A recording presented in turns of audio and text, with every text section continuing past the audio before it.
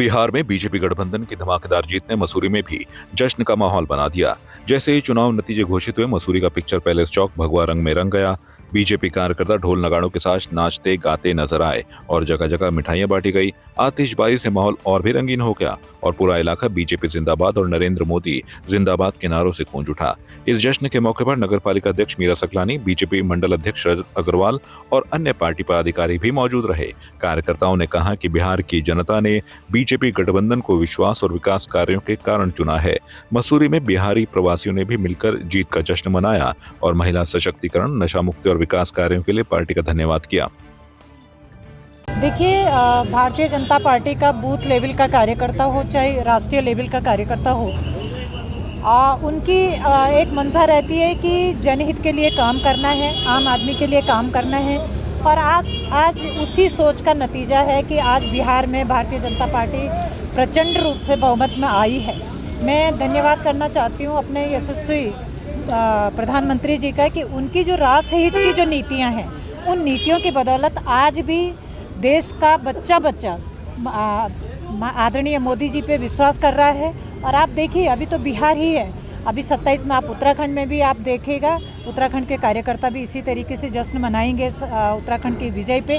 और 29 में आप देखिएगा लोकसभा में फिर से भारतीय जनता पार्टी का परचम लहरेगा और माननीय मोदी जी चौथी बार प्रधानमंत्री के रूप में ये देश देखना चाहिए। देखिए, सबसे पहले तो मैं भारतीय जनता पार्टी के जो है यशस्वी प्रधानमंत्री नरेंद्र मोदी जी का विशेष आभार व्यक्त करना चाहता हूँ, राष्ट्रीय अध्यक्ष जी का और सभी कार्यकर्ताओं का, चाहे बिहार के हों, चाहे एनडीए के हों, चाहे सहयोगी दल के हों, सभी को मैं बधाई देना चाहता हूं। और निश्चित ही लोगों ने जो है, जैसे केंद्र सरकार के जो कार्य रहे हैं उन पे जो है उनको विश्वास किया है। बिहार में पूर्व में जो एनडीए की सरकार रही है उन पे जो है जो कार्य हुए, जो विकास हुए, उस पर जो है बिहार की जनता ने जो है अपना जो है मोहर लगाई है। और मैं मानता हूँ कि जो आरजेडी के टाइम पे जो जंगल राज रहा है उसको लोग अभी तक नहीं भूलें। इसी वजह से जो है भारतीय जनता पार्टी और एनडीए की जो सहयोगी दल हैं उन पर, उनके विकास पर और उनके कार्यों पर और यशस्वी प्रधानमंत्री नरेंद्र मोदी जी के उन पर विश्वास किया है। और मैं इसी मानता हूं कि इसीलिए जो है वहां पर एनडीए की जो सरकार आई है। बिहार की इस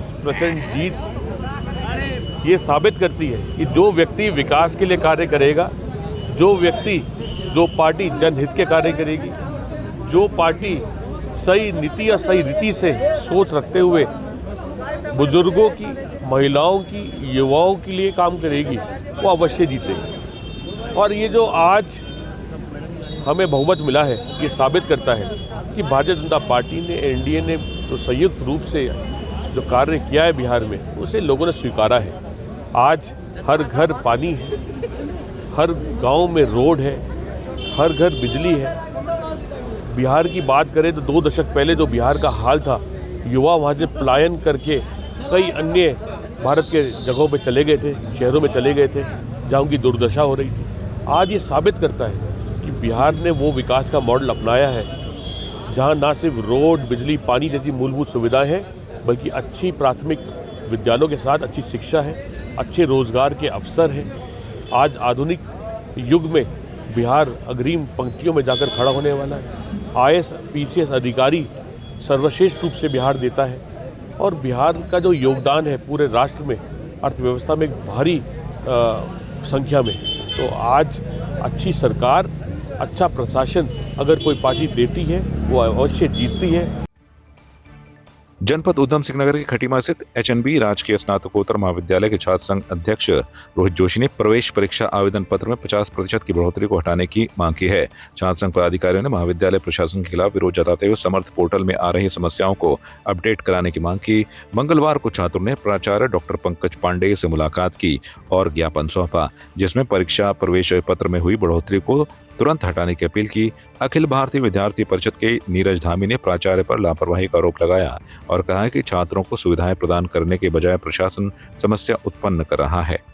परिषद के कार्यकर्ता और छात्र के सभी पदाधिकारियों ने प्राचार्य जी के माध्यम से आज से 3 से 4 दिन पहले एक ज्ञापन दिया था। इसमें ये बोला था जो विश्वविद्यालय द्वारा 50% का अतिरिक्त शुल्क छात्रों से लिया जा रहा है, विलम्ब शुल्क लिया जा रहा है, वो पूर्ण तरीके से गलत है। उसका छात्र संघ और अखिल भारतीय विद्यार्थी परिषद विरोध करेगा। जिसके बाद प्राचार्य जी ने हमको ये कंसर्न दी थी, हमें यह आश्वासन दिया था कि ये विश्वविद्यालय द्वारा जरूर हटा दिया जाएगा। और मैं इसके लिए ऊपर बात करूँगा। प्राथमिक विद्यार्थी परिषद और छात्र संघ ने प्राचार्य जी को ये बताया कि ये गलत है और 9 तारीख के बाद ही 5th सेम के एग्जामिनेशन फॉर्म भरने शुरू हुए हैं और 10 तारीख के बाद से इसका फीस 50% बढ़ गया है, जो कि 570 रुपये शुल्क था, अब जो कि 855 रुपये हो गया है। तो बच्चा बहुत ही दूर से आता है, हर जगह नेटवर्क नहीं होते, नेटवर्क प्रॉब्लम होती है। बच्चा बग्गा चौवन से भी आता है, बच्चा न्यूरिया से भी आता है, बच्चा यहाँ सितारगंज सिसैया से भी आता है हमारे महाविद्यालय में, क्योंकि कुमाऊँ का दूसरा सबसे बड़ा महाविद्यालय होने के साथ ही खटीमा एक डेवलपिंग सिटी हम कह सकते हैं। तो हमारे कॉलेज में जो बच्चा पढ़ता है वो बहुत ही सीमांत क्षेत्र का है, उसको सारी इन्फॉर्मेशन नहीं मिल पाती है, तो बच्चा एग्जामिनेशन फॉर्म नहीं भर पाए क्योंकि समय भी बहुत कम था। बट ये जो शुल्क बढ़ाया गया है ये पूर्ण तरीके से गलत है और इसका विद्यार्थी परिषद और छात्र संघ इसकी निंदा करता है। जब हम लोग हमने उनको 2-4 दिन पहले एक ज्ञापन दिया था और हमने उनको बताया था कि अगर हमारा 3 दिन के अंदर मांगें पूरी नहीं की गई तो हम लोग पूरा आंदोलन के लिए बाध्य करेंगे और हम लोग बैठेंगे भी, कॉलेज भी बंद करेंगे। फिर भी उनका कोई प्रशासन की ओर से ऐसा नहीं था कि मतलब कॉलेज में हम लोग कुछ जो हमारी मांगें पूरी की जाए। आज जब हम लोग बैठे हैं तो प्रिंसिपल साहब आते हैं और उल्टा हमें धमकाते हैं कि हम आपके खिलाफ कार्रवाई करेंगे, आपके खिलाफ मुकदमे करेंगे, आप हमारा पुतला क्यों फूक रहे हो, कैसे फूक रहे हो। विद्यालय अध्यक्ष के प्रतिवेदन पर हमने विश्वविद्यालय बात की, उनसे उनको रिक्वेस्ट किया। विश्वविद्यालय के द्वारा जो 100% बढ़ाया गया था उसको घटा के 50% फाइन कर दिया गया और डेट खत्म होने के बाद ये बढ़ा है। तो इसी मुद्दे पर वो विश्वविद्यालय से डिमांड कर रहे हैं और मेरे भी इस डिमांड में छात्रों के प्रति सहानुभूति है कि फाइन नहीं लगे तो ज़्यादा बेहतर है।